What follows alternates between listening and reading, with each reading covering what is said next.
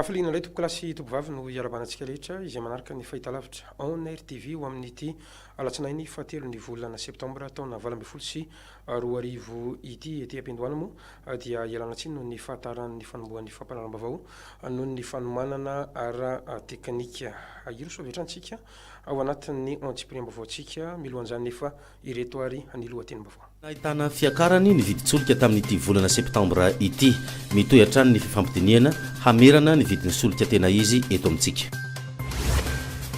Nizotra atsakany sy andavany ny andro voalohany tamin'ny fanadina-panjakana BEPC hoentitra ny fanaraha-maso ialana amin'ny tsy fahatomombanana. Nanome tolo-kevitra ho amin'ny fifanarahan'ireo kandida ho filoham-pirenena ny komity ny fampihavanana malagasy. Pozina ho an'ny vahoaka ny entona avoakan'ny fanafody toy ny mercure.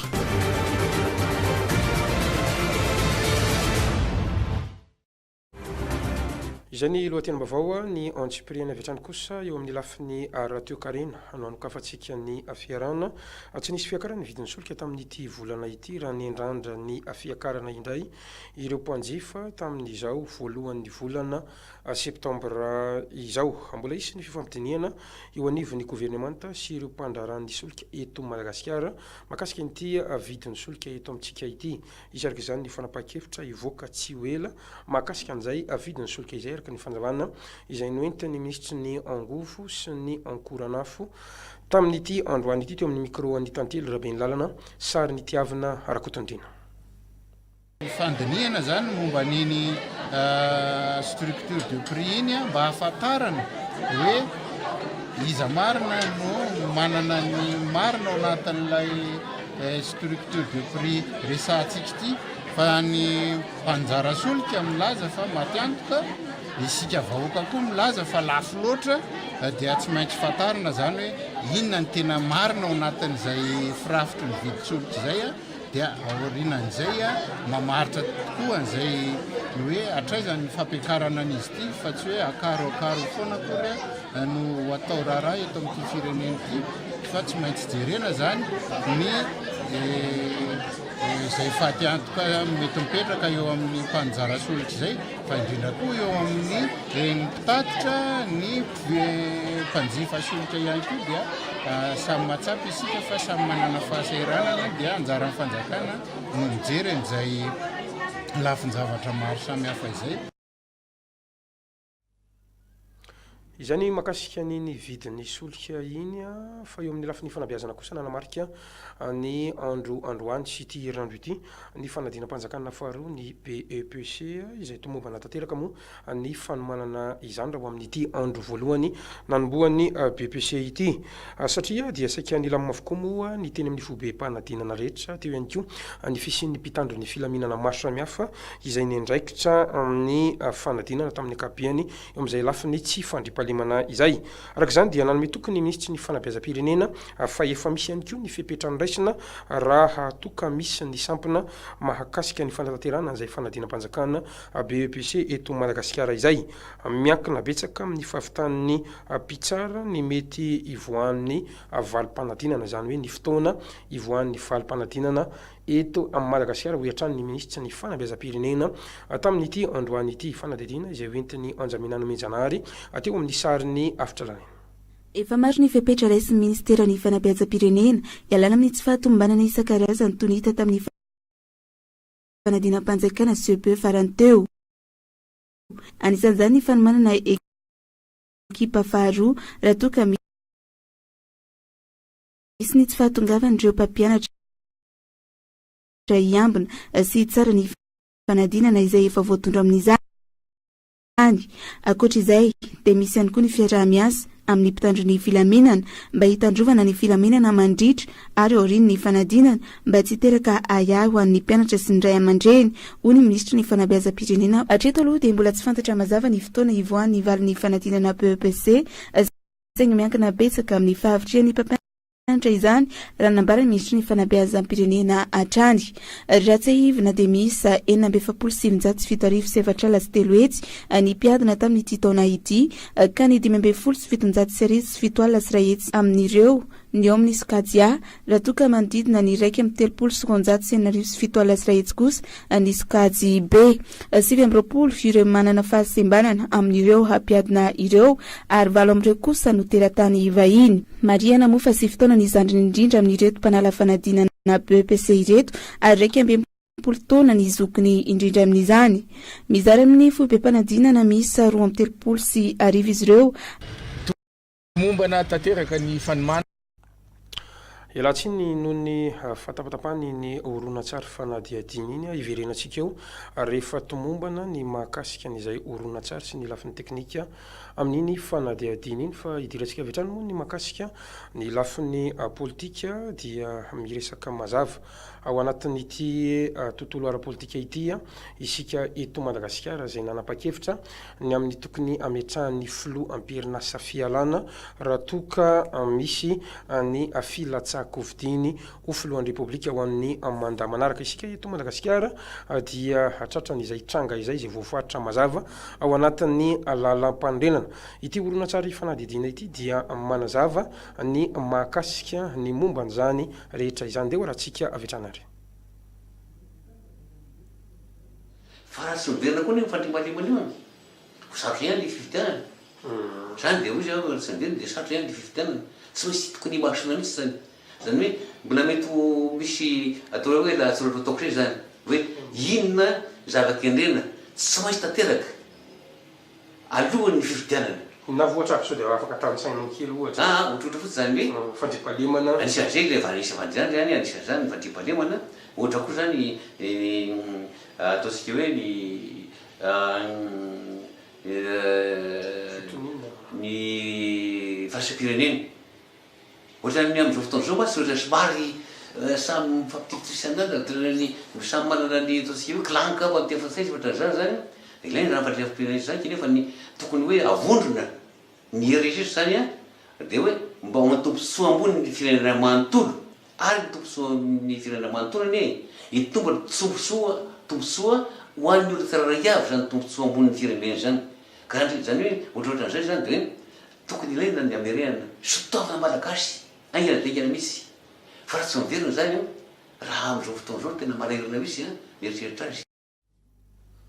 Fanazavana izay noentin'ny honoré Rakotomanana mahakasika ny fifidianana izay totosaina eto Madagasikara moa inarahantsika iny nanambarany fa mila tomombana avokoa moa ny zavatra rehetra fa tokony roso amin'izay fifidianana izay sika indrindra fa ny lafiny tsy fandrimpahalemana eto amin'ny Madagasikara fa mahakasika ny izay fametrapelan'ny filohan'ny repoblika Hery Rajaonarimampianina izay dia nanamafy ny tenany fa vonina hiala mialohan'ny fifidianana izany dia manapirofo fa olona tandalana ny filoha Hery Rajaonarimampianina ary mandiso ny fihevitra sy ny tsahoahely fa mifikitra amin'ny fitondrana ny filohan'ny repoblika Madagasikara Hery Rajaonarimampianina. Nao mafisiny moa izany nandritra ny fandarana fitombita farany teo andian'ny fahafitopolo izay nivoaka ny zoma lasa teo andeo raha tsika ary izay fanazavana hoentin'ny filohan'ny repoblika ny Madagasikara izay fanadidina izay teo amin'ny asariny Maminirina Razafitsoarana.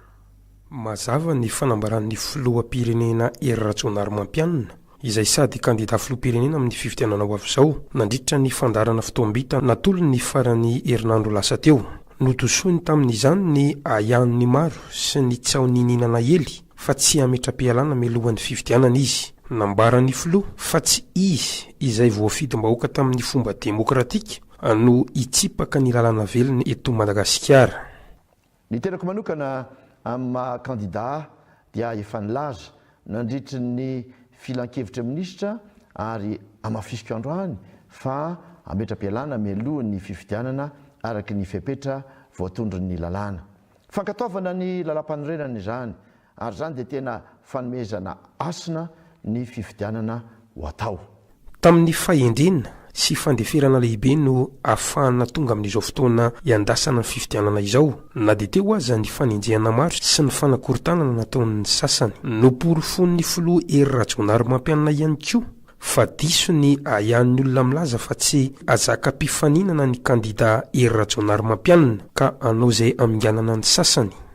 ny arana hita navoaka ny ACC ny listy ny kandida tsy nisy nanavahana fa nahazo nirotsaka avokoa izay niken'ny lalàna na atramin'ireo efa nahavita fanakorontanana betsaka teto amin'ny firenena aza. Ny vahoaka kosa no tompon'ny safidy ho hiatrany ny filoha ao anatin'ity fandaharana ity. Nisy ireo mieritreritra fa tsy azaka-pifaninana ny tenako ka anao ny fomba rehetra angejana ny fifidianana ho avy.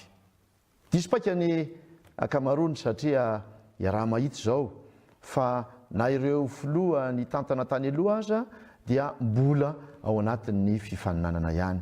Ezaka lehibe nataon'ny fanjakana ahafahana miroso amin'ny fifidianana no nanomezan'ny apam-bola anjara ho an'ny fanampinan tsiny amin'ny fikarakarana ny fifidianana. Nekena ihany koa ny ametrahana governemanta hikarakara manokana ny fifidianana ary sorohana amin'ny fomba rehetra ny ahiatsiavanana amin'ny vahoaka. Tsy aivina fa nasiam-panitsiana ihany koa ny lalam-pifidianana ary nandeferana lehibe hikatsahana ny filaminana no anton'izany. Tsy misy manana tombontsoa amin'ny korotana ka izay manam-pahendrena afaka mandefitra dia nanao izany.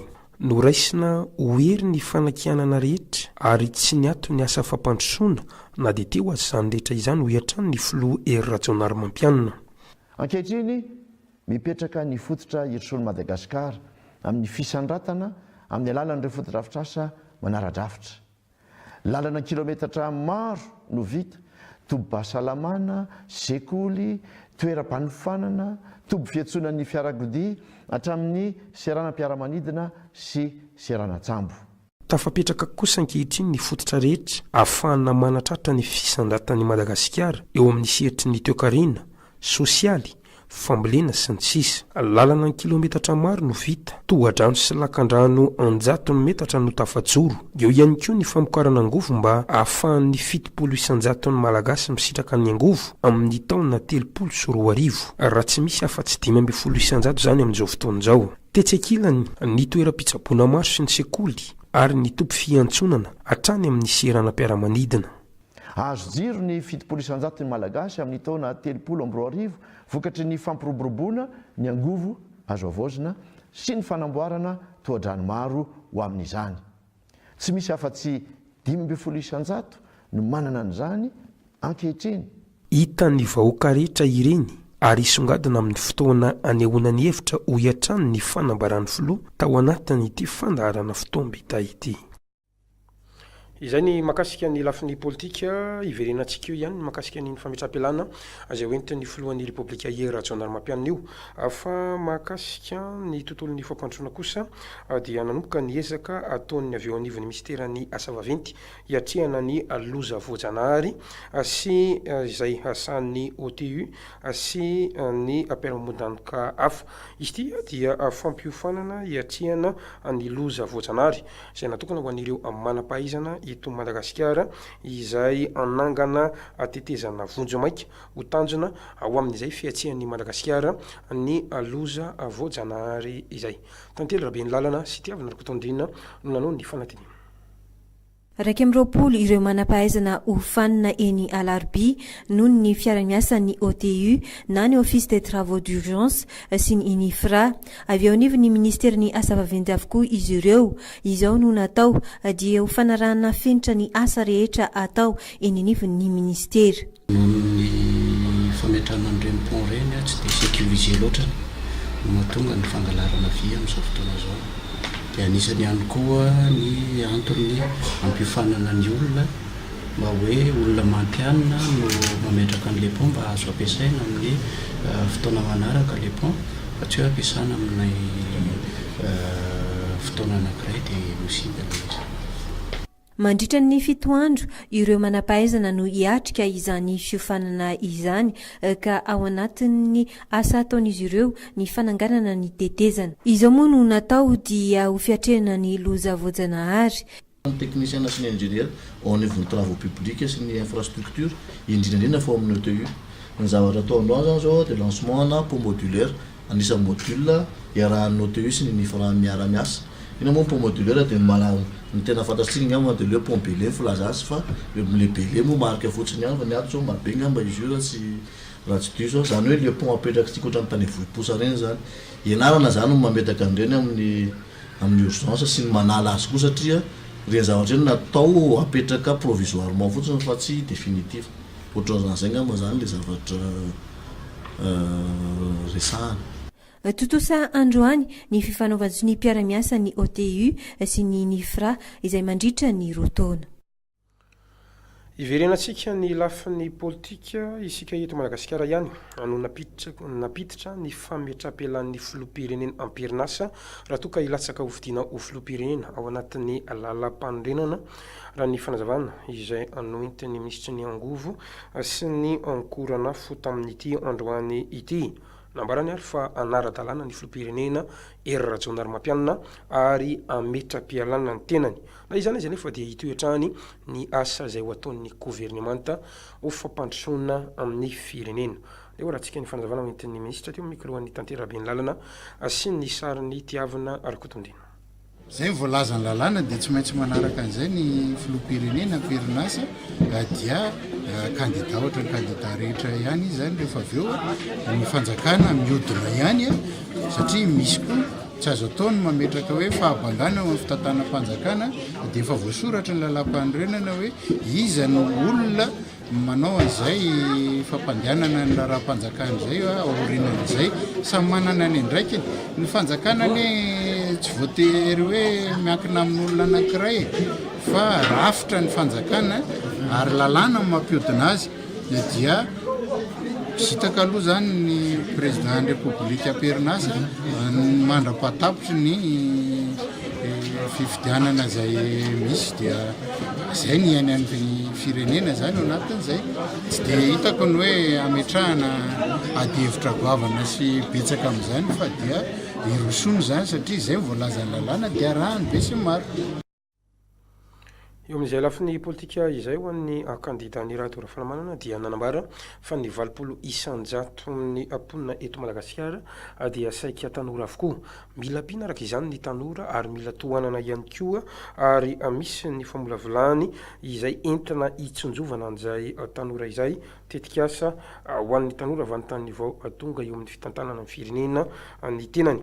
Anisan'ny tena olana ho an'ny tanora moa ny tsy fanananasa eo ihany koa ny mpianatra izay navita fianarana kanefa tsy mahita an'izay asa izay ny fikambanana fanamaolona no andray an-tanana mahakasika ny fanomezana asa ho amin'ny tanora eto Madagasikara ho hatrany andriamatoa ny Rado Rafalimanana anja minano menjanahary sy afatra lany. Ny tanora no avy ny firenena araka izany dia tokony ho sa andray andraikitra sy ahaiary izy ireo. Mila fanampina nefa izy ireo anatin'izany ka afaka anangana ny orinasa ho an'ny tenany ka hiditra bebe kokoa eo amin'ny sehatra ny fandraharana. Ity farany izay anisan'ny antoky ny fampandrosoana ny firenena indrindra ny toa ny Madagasikara ka ny ampivelatra ny tanora ao anatin'izany no tena tanjo ny fikambanan'ny fanamaolona tarihin'ny kandida ho filoham-pirenena Mirady Ravalomanana ka antony nananganana toerana manokana ahafahana mandray ireo tanora maro samihafa. Toerana izay anomezana sehatra bebe kokoa ny fifanakalozana sy famelabelaran-kevitra mahakasika izany. Efa programa efa naitiny ONG fanahy maolona foana io hanavotana sy ny piraitan-jazana fa indrindrindrindra moa fantanora. Ao anatin'io zany misy sokajina fampiofanana sy fiofanana maro be ary hafahana manome antoka an'ireo tanora reo hiasika ny hoavin'ny Ray Manontolo. Tamin'ity androany ity moa no nanokanana izay toerana ho an'ny tanora izay. Eo amin'izay lafin'ny politika izay dia ny fandriam-pahalemana ihany no antoky ny fampandrosoana raha ny fanazavana izay noentin'ny kandida Jean Ravelonarivo satria rehefa tsy mandry ny tany dia tsy misy ihany koa ny mpampiasa vola na ny vahiny izay tonga eto amin'ny Madagasikara na eto an-toerana izany na ny any ivelany. Miteraka tsy fananana asa ho an'ny mponina izany tsy fandriam-pahalemana izany ary tsy mitondra fivoarana eo amin'ny lafin'ny toe-karena ho hiatrany ity kandida ity. Araka izany dia anisan'ny laharam-pahamehana ho an'ny kandida Jean Ravelonarivo ny ametraka ny tontolo ny fandriam-pahalemana madio eto amin'ny Madagasikara. Anja minano menjanahary sy afatra lalaina no nanao ny fanadidina. Samy milaza ny hanafona ny tsy fandriam-pahalemana izay misy eto Madagasikara avokoa ireo kandida ho filoham-pirenena saingy manana ny mampiavaka azy nefa ny kandida Jean Ravelonarivo raha ny nambarany satria dia miaramila ny tenany ary ny fana manokana amin'ny ady amin'ny tsy fandriam-pahalemana ka mora amin'ny anafona izany ao anatin'ny fotoana fohy raha ny fanazavana trany tsy maintsy itrango no fongarina trany fotony vo afaka ataony mampandroso ny firenena mba tsy sy ny fanahina amin'ny fampiasana vola ataon'ny mpandra raha maro isan-karazany. Ny tsy fandriam-pahalemana dia anisan'ny olana goavana eto Madagasikara ary raha tsy voava io usahirana isika eto tena usahirana zao androany aho tsy ho ambarako ny stratégie anaovako azy satria inona ny antony rehefa niteny aho tany amin'ny interview nataoko tany talohatany a reto ny programme anasako dia misy koa ny teorina mangalatahaka izay zavatra ka mba tsy tenenako hoe inona stratégie atao dia aleoko tsy ho ambarako aloha androany. Tamin'ny asabotsy lasa teo dia niona tamin'ny mponina Tsimondrano teny tany Katsaka Idosy ny candidat Jean Ravelinarivo ny resaka izany vina izany indrindra tamin'ireo tanora satria dia anisany manana andraikitra lehibe amin'izany ihany koa ireto farany. Eo amin'ny lafin'ny famatsiana herinaratra eto Madagasikara kosa dia anisy ny fatapahan-jiro manerana ny Madagasikara tamin'ity farany herinandro ity noho ny olana arabolana no nahatonga izany raha ny fanazavana izay noentin'ny ministry ny angofo sy ny ankorana filantoniana Rasolison tamin'ity androany ity efa nisy anefa ny fifampitiniana teo amin'ny orinasa jirama ary isy ihany koa ny fijerena vahaolana farak'izay angana manerana an'izay nosy nahitana ity fatapahan'ny jiro ity raha ny fanazavana izay noentin'ny ministra hatrany tantely rabe ny lalana sy tiavina rakotondrina. Noho ny olana arabola eo anivon'ny orinasa jiramano na tonga ny fatapahan'ny jiro raha ninambara ny ministry ny rano sy ny angovo ary ny akoranafa androany. Tafiditra ao anatin'izany ny tsy fandoavan'ny mpanjifa ny fakturany jirama efa nisy nefa ny fampidinana natao ka efa miverina amin'ny laoniny izany ankehitriny. 10 miliara isam-bolana ny vola miditra eo anivon'ny orinasa jirama kanefa 100 miliara ariary ny vola mivoaka eo anivon'ny ity orinasa ity. Mivarotra fatiantoka noho izany ny jirama ka manao antsoava amin'ny mpanjifa noho izany ny ministra tompon'andraikitra ny andoavana ara-dalàna sy ara-potoana ny faktura ny jiro sy ny rano.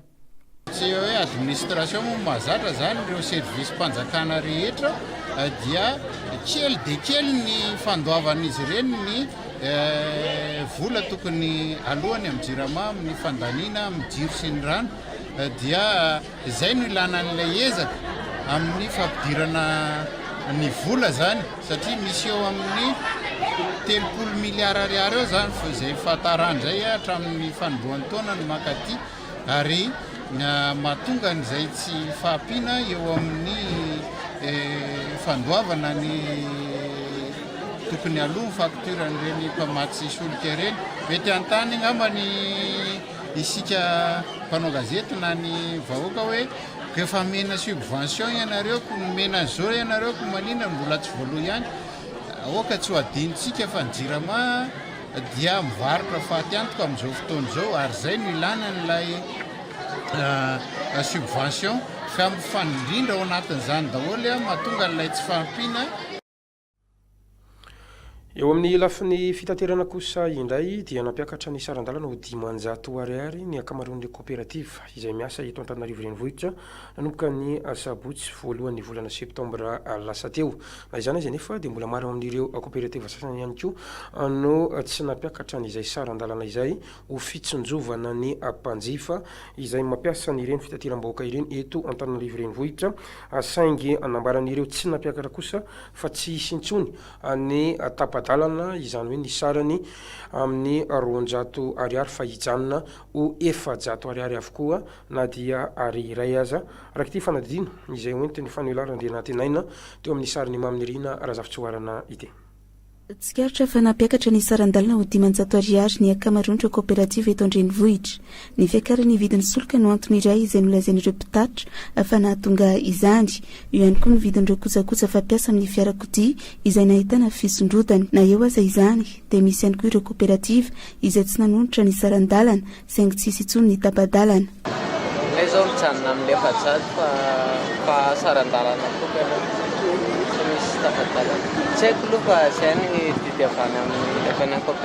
etaetan'ireo mpanjifa ny hijanonan'ny sarandalana ho 400 ariary hatrany raha ny voalazan'izy ireo saingy tsy maintsy manaraka izay zava-misy noho ny asa mandraraha izay tsy maintsy tanterahana ka ilaina fiara-pitatitra. Raha raha ohatra ka hoe tena izy mijanona amin'ny efajato nefa rehefa dimanjato izy tsy maintsy hoe manaraka an'izay. Andrasana araka izany fanapa-kevitra ireo kooperativa izay nampiakatra ny sarandalana na ito dimanjato ariary ihany izany na tsy. Ya efa narahantsika teo ihany moa ny mahakasika ny fanadidina momba ny fanadinam-panjakana BEPC sainga andisy moa ny olana ara-teknika teo amin'ny lafiny horonan-tsara efa vonona kosa izay horonan-tsara zay dia hoarantsika avy hatrany ny mahakasika nyizay fanadinana BEPC eto Madagasikara izay ambaramantsy fa ny lamina ary ny zotra tampilaminana ny fanatanterana nyity fanadinam-panjakana BEPC ity ary nanamafy kosa ny ministry ny fanabeazam-pirenena fa miankina ny tany mpampianatra ny fitsarana ny taratasy-panadinana no ahafana mamaritra ny daty ivoan'ny valim-panadinana anjaminany menjanahary sy hafitra lany. Efa maro ny fepetra raisin'ny ministera ny fanabeazam-pirenena ialana amin'ny tsy fahatombanana isan-karazany toy ny hita tamin'ny fanadinam-panjakana CEP farany teo. Anisan'izany ny fanomanana ekipa faharoa raha toa ka misy ny tsy fahatongavan'ireo mpampianatra hiambina sy hitsara ny fanadinana izay efa voatondro amin'izany. Ankoatra izay dia misy ihany koa ny fiarah-miasa amin'ny mpitandro ny filamenana mba hitandrovana ny filamenana mandritra ary aoriny ny fanadinana mba tsy teraka aya ho an'ny mpianatra sy ny ray aman-dreny hoy ny ministra ny fanabeazam-pirenena. Hatreto aloha dia mbola tsy fantatra mazava ny fotoana ivoan'ny valin'ny fanadinana BEPC saingy miankina betsaka amin'ny fahavitrian'ny mpampianatra izany raha nambara ny ministra ny fanabeazam-pirenena hatrany. Raha tsy ahivina dia miisa 4,707 lasy telo hetsy ny mpiadina tamin'ity taona ity ka ny 5,707 sirahetsy amin'ireo ny eo amin'ny Sokadia raha toa ka manodidina ny 1,707 sirahetsy kosa ny Sokady B. 7 ireo manana fahasembanana amin'ireo hampiadina ireo ary 7 kosa no teratany vahiny. Mariana moa fa 7 taona ny zandriny indrindra amin'ireto mpanala fanadinana BEPC ireto ary 20 taona ny zokiny indrindra amin'izany. Mizara amin'ny foibe mpanadinana miisa 13 izy ireo. Tomombana tanteraka ny fanomanana anty fanadinana BEPC ity manerana ny Madagasikara. Araka ny fantatra tokoa moa dia nizotra soamantsara isaky ny fitoeram-panadinana ny fivorina mialoha izay nitarihan'ny lehibe ny fitoeram-panadinana ary natrehan'ny ny surveillant rehetra ka tsy tokony isy ino moa zany tsy tokony isy aya ny fizotra ny ty fanadinana ty. Nidina ifotony nanatrika ny fanokolo sy arivo izy ireo. Tomombana tanteraka ny fanomanana anty fanadinana BEPC ity manerana ny Madagasikara.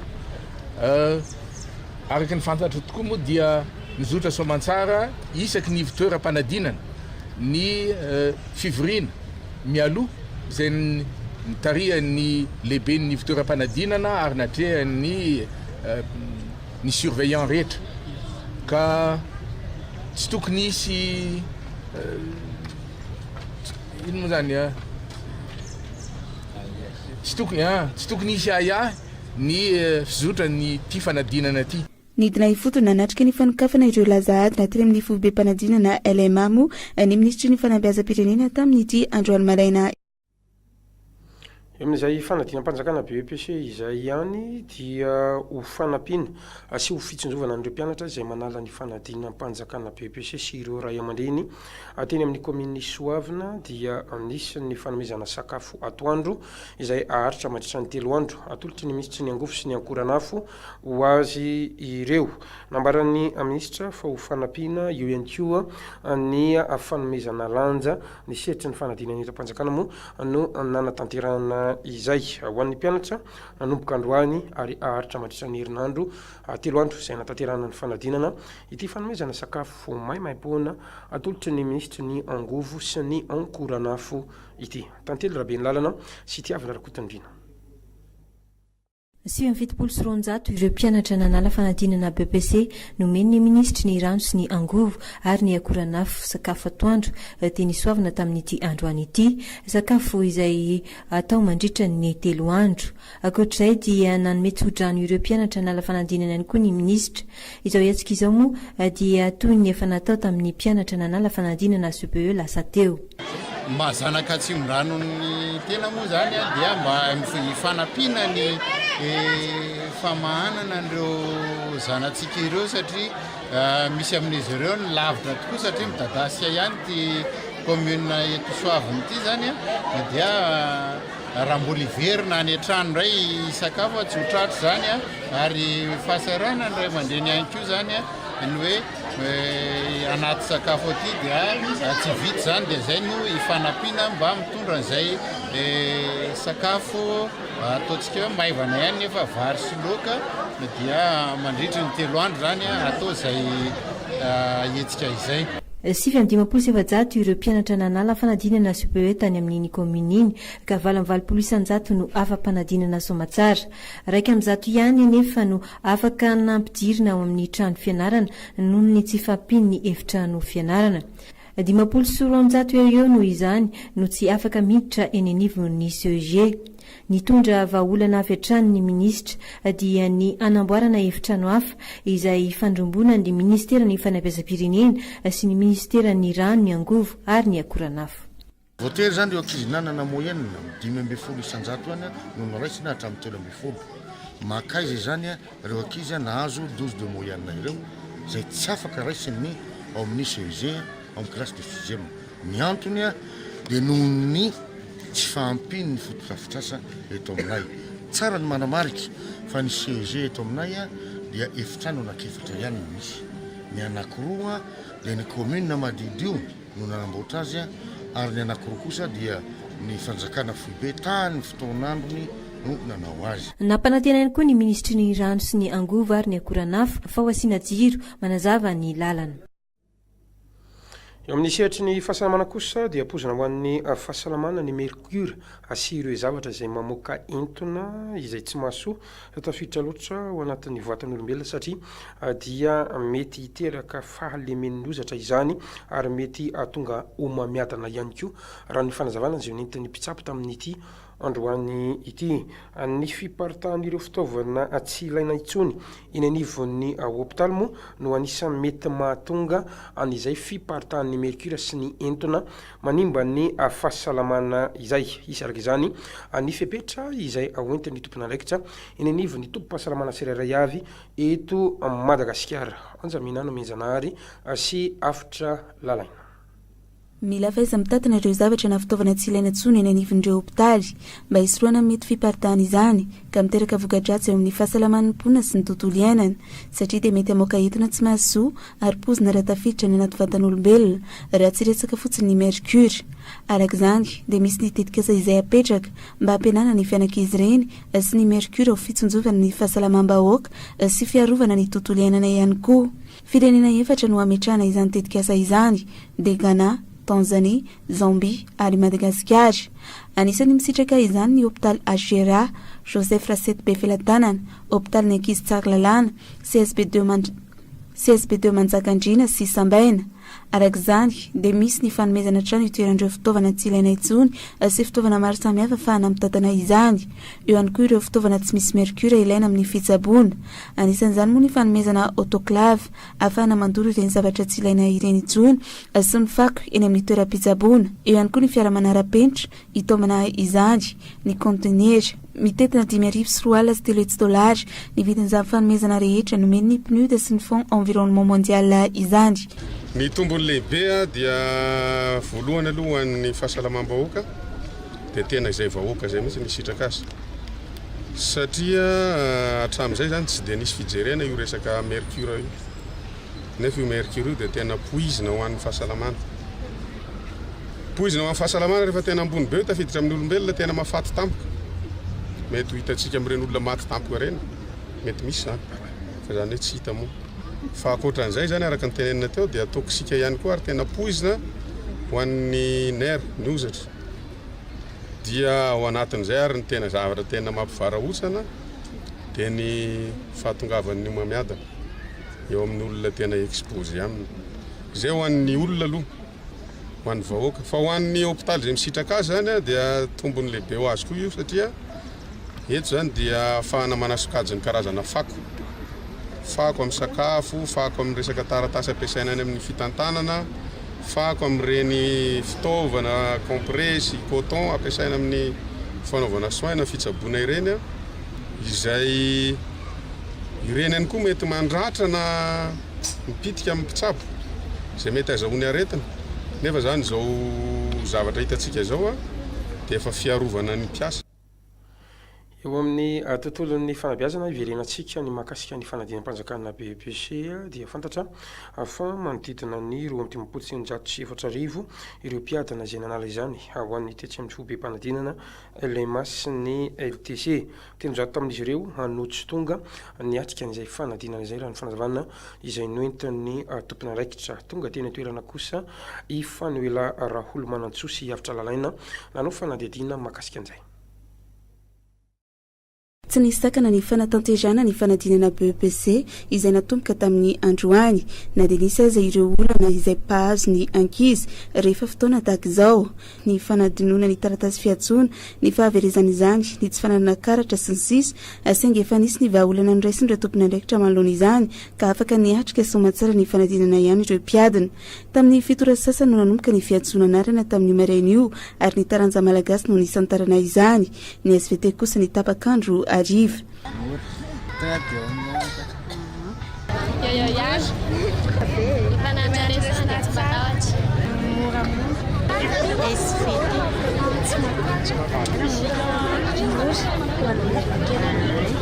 Atontony andro le amerina aloha mety tsy atatso satria efa ampy ngamba ny tao-pianarana tamin'ity fa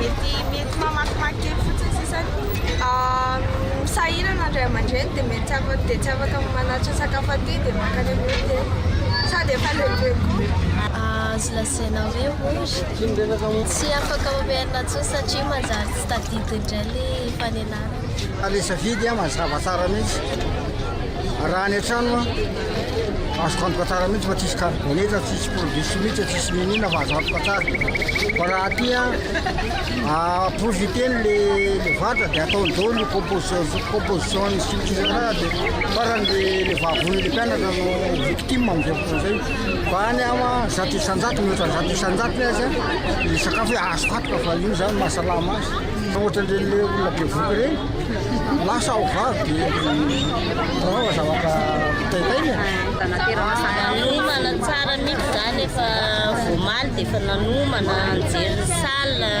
ny fitaovana rehetra maleriva dia efa nasenana priny daholo dia maraina dia hoe amin'izay mba ialana amin'le fahatarana sy le filokotokoana dia efa maleriva dia efa vita dia anaterana sakafo izy satria izay lavidavitra dia reraka izy raha ohatra hoe ody dia izay ny antony anaterana sakafo ho anazy dia manantena foana fa tsy maintsy ho afaka izy zany zay ka le raha ohatra zao mividy hanina any amin'ny hôtely dia tsy araka sady tsisy vola dia izay ao an-trano ihany atao izay mampetipety ana fa fiainana efa mesy tsy nisy ny olana lehibe hatreto ary tomombana tsara daholo na ny fitaovana na ny efitrano ampy tsara ihany koa ny isan'ireo mpiambina nandritra izany. Olana madinidinika moa le ankizy manadina ireny convocation na carte d'identité dia misy ihany koa ny hoe tena very mihitsy ny endahany mpangalatra tamin'ny androany maray dia voavata olo le olona indreny satria atao aminay ny fond de dossier an'ilay izy misy sary dia afaka nanome duplique atao an'ilay izy dia afaka miadana ampilaminana an'ilay izy. Ny taranja matematika sy frantsay kosa no atrehan'izy ireo raha mipitso. Amaranantsika ny fampalam-bavao amin'ity alina ity dia ny fandaharana Honor Magazine averina ihany fa ny Honor Magazine dia fandaharana izay ahitanao fanadihadiana manokana, fandaharana andraisana vahiny ihany koa ary fandaharana mety andraisana adihevitra ao anatin'izao fampalam-bavao amin'ny fahitalavitra Honor TV izao. Androany isika dia iresaka manokana ao anatin'ity fanadihadiana ity ny mahakasika ny fametrapelan'ny filoha ery rajonarym-mampianina sy ny mety ofisian'ny filoha izay mpisolo toerana andimbiazy zany hoe ny filohan'ny anteny merandolona sambany eo amin'ny tantarany Madagasikara mantsy no nisin'izay raha mahakasika ny tantara no jerena maro ihany koa ireo fanitsina efa natao tamin'ny lalam-pandrenana fa ity lalam-pandrenana ny repoblika faefatra ity no namaritra mazava fa ny filoham-pirenena amperinasa izay ilatsaka ho fidiana dia tsy maintsy mametra-pialana 10 andro mialohan'ny fifidianana. Andeha ho arahantsika ary izay fanadihadiana izay ao anatin'ny fandarana ao anary magazine.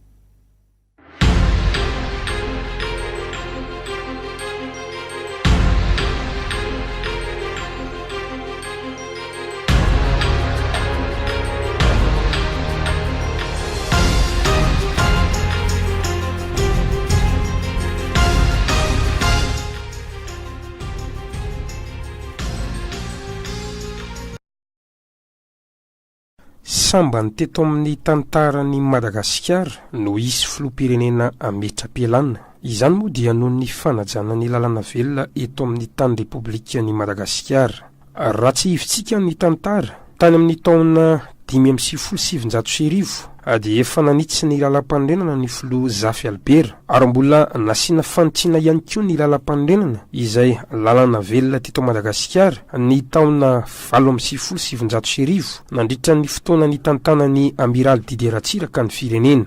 Teo ihany koa ny fanitsiana izay nataony Marc Ravalomanana ny faefatra ny volana Aprily tamin'ny taona 7 saingy ireo lalam-pandrenana na intsy rehetra ireo dia samy tsy nisy namaritra mazava ny fametra-pialan'ny filoham-perinasa raha toa ka ilatsaka ho fidiana ho filoham-pirenena mandritra ny feptom-pitantanana manaraka na ny mandat. Ankehitriny ny 1970 ao anatin'ny lalam-pandrenan'ny repoblika faefatra izay nolanitsika ny 12 volana Desambra tany amin'ny taona 2012 dia mamaritra mazava ao amin'ny andalana faharoa fa ny filohan'ny repoblika amperinasa izay milatsaka ho fidiana amin'ny fifidianana filohan'ny repoblika dia mametra-pialana amin'ny toerany 10 andro alohan'ny anatanterahana fifidianana filohan'ny repoblika. Amin'ny toe-javatra io, ny filohan'ny antenemeran-doolona no misana ny anjara raharahany filohan'ny repoblika andavanandro mandra-panolorana ny fahefana amin'ny filoha vaovao.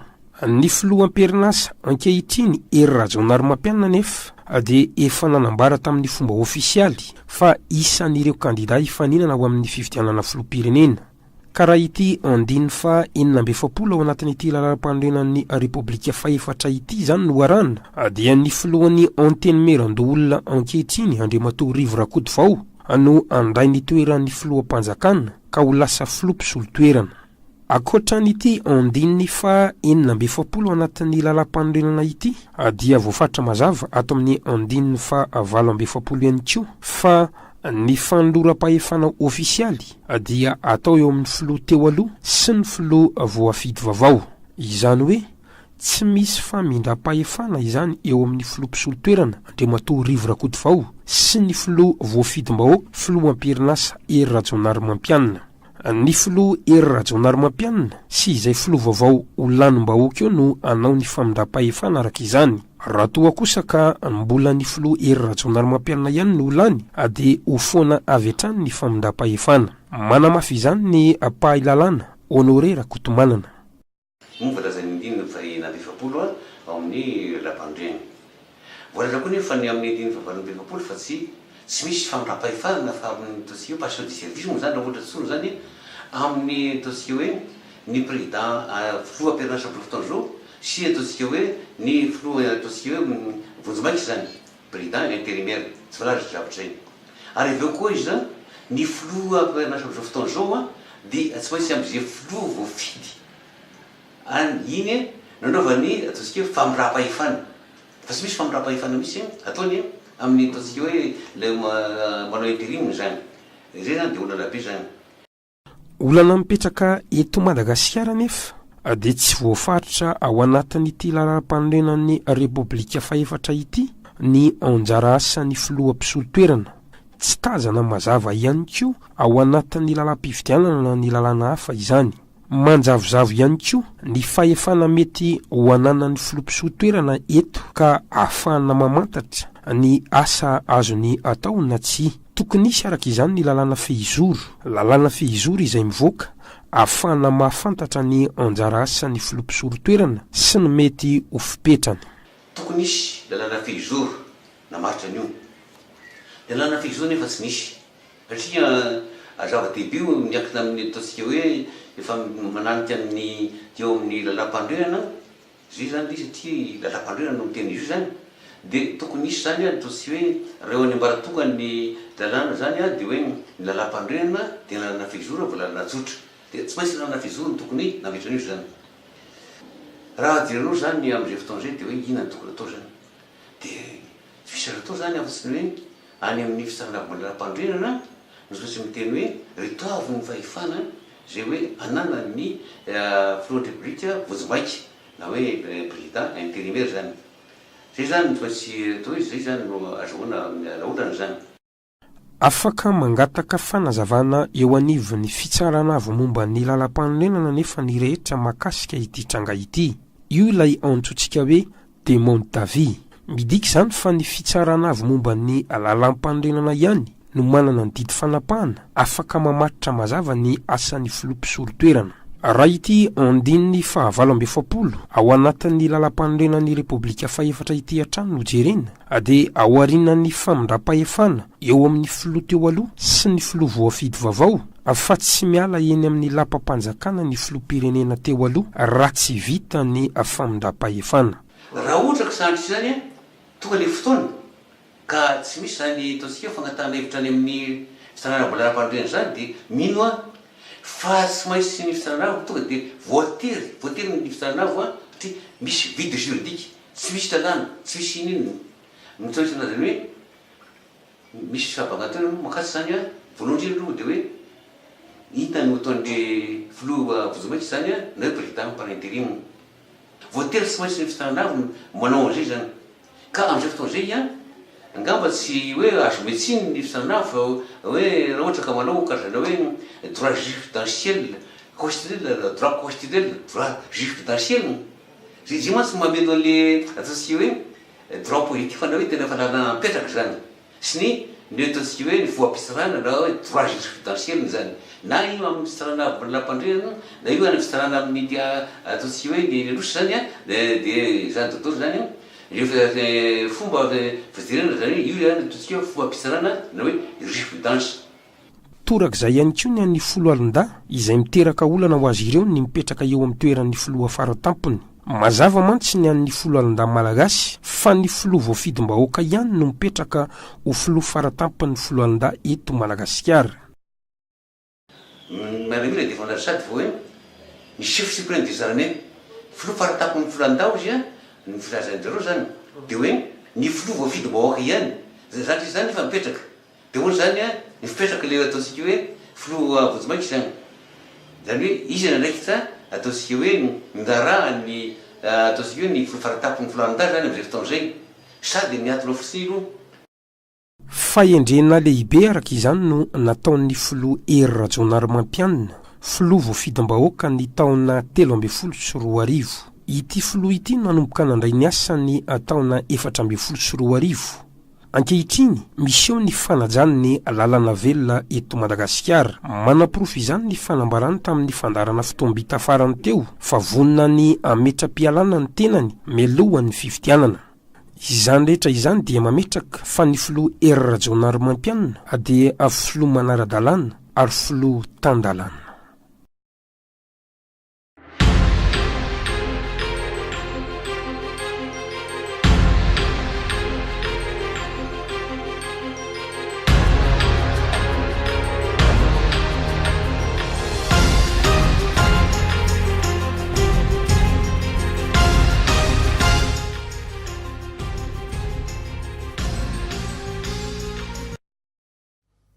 iny fandarana mahakasika ny fametram-pialan'ny filoha Hery Rajaonarimampianina sy ny filoha mety isolotoerana azy iny ihany koa no hoe tsika manakatona ny fampiaraham-baovao eto amin'ny ONR TV io amin'ity alina ity makasirikanao indrindra tomboko lasy tomboko vavy niaraka taminay hatramin'ny farany ny sampany fampiaraham-baovao mamy fotoananao amin'ny rahampitso indray azadino aoriana zao fampiaraham-baovao zao dia isy avy hatrany ny oronatsary izay atolotra ho anareo manasanareo ary tsisy araka aminay eto amin'ny ONR TV mandrapitafa tomboko lasy tomboko vavy ao amin'ny rahampitso indray